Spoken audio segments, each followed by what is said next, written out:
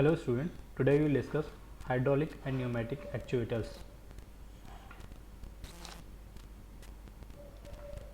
What are the actuators?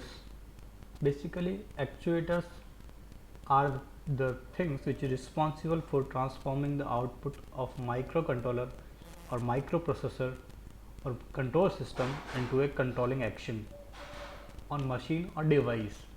So basically, they produce the action according to the signal of microprocessor or microcontrollers. They may be pneumatic, they may be hydraulic, they may be mechanical and electrical actuation systems. Now the concept of actuation. So basically, according to definition, there is an actuator and there is a microprocessor, and there is a plant and there is a sensor.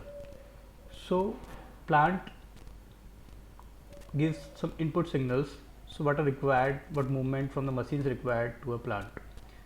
So these input parameters or signals go to the sensors, because sensors sense them and provide some sensing signals to microprocessor. This microprocessor, we have like a CPU, and it will decide which action will taken and generate some command signals to actuators. According to these command signals, these actuators decide which movement need to be do. So these actuators start to movement, and these movements go to the plant, means which movement plant required will come through the actuator. Pneumatic and hydraulic actuation system. In this video we will discuss the two kinds of actuation system, pneumatic and hydraulic. So those actuators which deals with the air pressure is known as the pneumatic actuators, and the actuators which deals with the liquid or oil motion pressure is known as hydraulic actuators.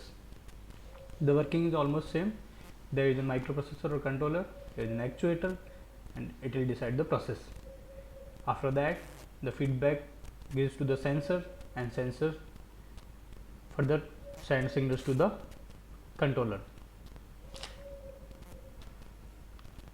Now the direction control valve. Basically, these valves used to control the direction of flow of any liquid. So there are two kind of valve here shown. One is spool valve and there is a rotary spool valve. Spool valve are move horizontally within the valve body to control flow. We can see in this diagram. In this situation, only port 1 and port 2 are open. So we can supply flow from port 1 to port 2 or port 2 to port 1. But if we want to supply fluid from port 2 to port 3, then we have to move the plunger from right side to left side, so that this part of the plunger piston comes to the port 1 and this port 3 valve open, so we can supply fluid from port 2 to port 3. So because of this action, the valve known as the direction control valve. The same action can be taken in the rotary spool valve, but the working principle here is the valves rotates open and close ports.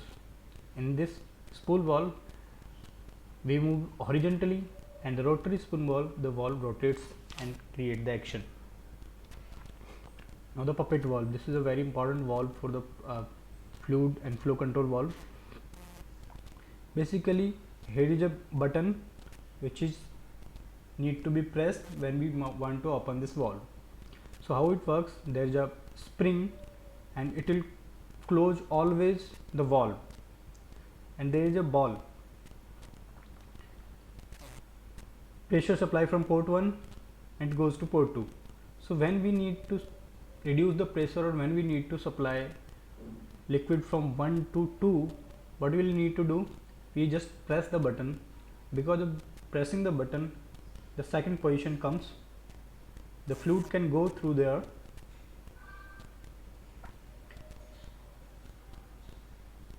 When we not need to supply any fluid, we just release the pressure from the button, and because of the spring action, this valve again closed.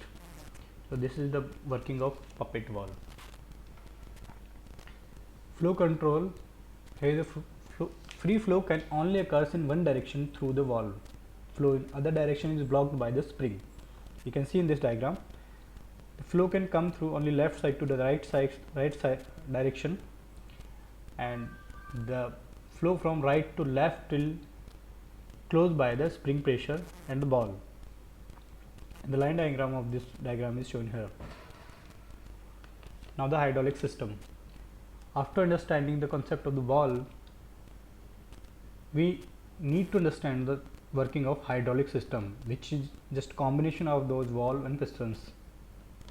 Here you can see the component: fluid tank, hydraulic pump, filter, pressure regulator, control valve, and the cylinder. Now the working of this. We start the hydraulic pump. Because of the hydraulic pump, the fluid start to flow from fluid tank to the pressure regulator. Now, according to the pressure, which amount of pressure we want, it's applied fluid to the control valve, and the excess fluid can revert back to the fluid tank. And this required fluid will goes to the control valve, and now control valve decide which action need to be taken. The piston should goes upward or piston should goes downward. Let us assume we need to take action of piston's downward motion. So what control valve will decide? Control valve allow the fluid through the A direction.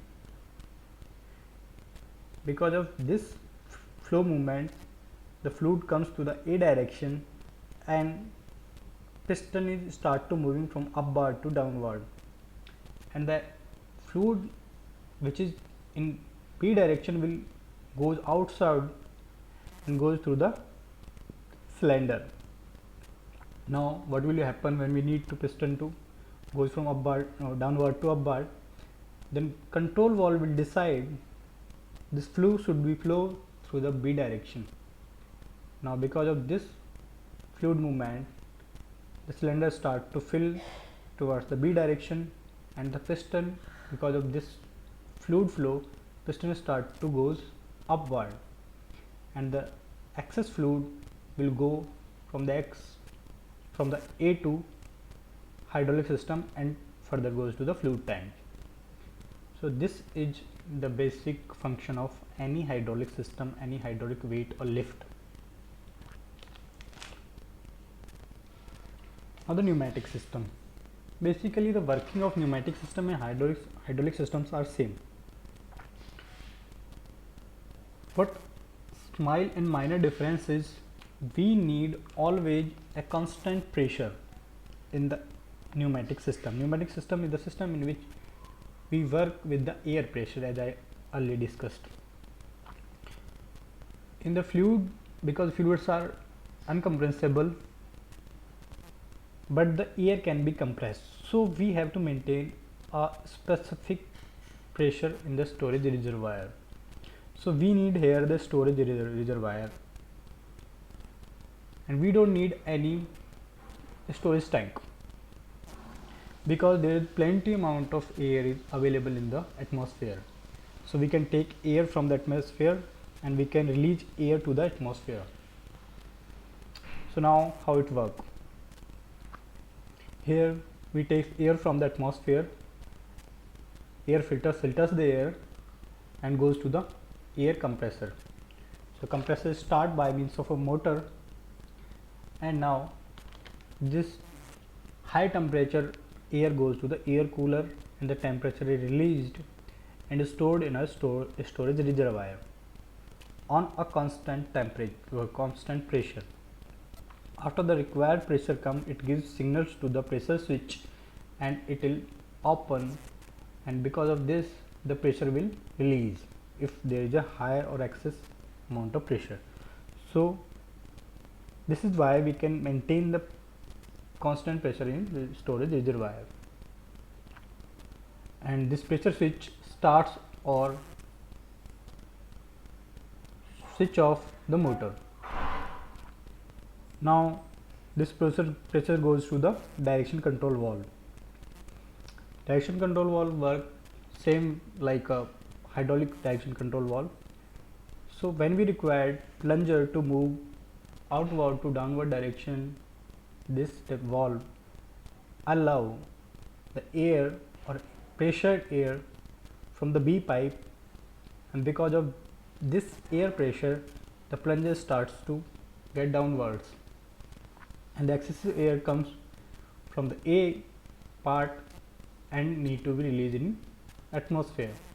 And when we need to start plunger movement from downward to upward, the compressed air goes from A side and the excessive air released from B side to the atmosphere. So this is how the pneumatic system works.